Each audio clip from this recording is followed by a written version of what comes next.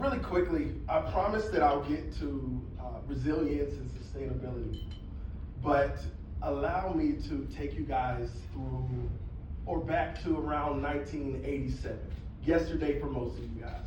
All right, so take your mind there. I knew that he had gotten up early, right?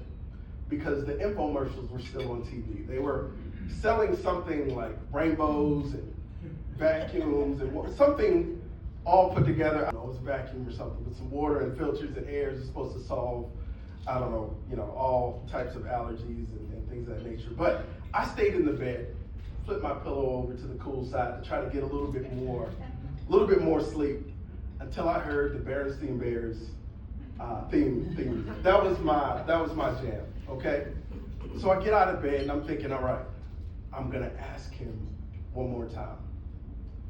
So I brush my teeth and I run over to the kitchen.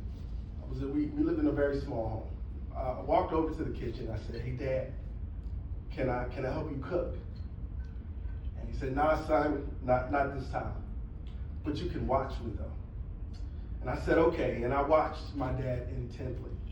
All right, he had already peeled all of the potatoes. The oil was in the skillet, getting ready, getting warm. And I watched him grab the salt shaker and sprinkle salt on the oil. So I said, "Hey, Dad, why would you put salt in the oil when there's no food? Why would you put salt in the pan? There's no food in the pan." And he said, "You know what, son? If you put a little bit of salt in the oil in the pan, it'll keep that first round of potatoes from sticking." I watched him intently, just taking notes, inscribing everything that he did on the canvas of my mind. And he was making one of my favorite dishes even to today, corned beef hash. We had potatoes today. My dad made corned beef hash from scratch.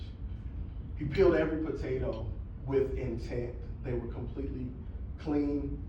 And I would sit and watch until the magic started, right? He started cutting the potatoes. My dad didn't pre-cut the potatoes. He cut them as they were going into the oil. So the oil starts to develop this crescendo of just bubbling, and I know it's gonna be amazing. My dad was my YouTube. He was my YouTube. I watched everything that he did with intent.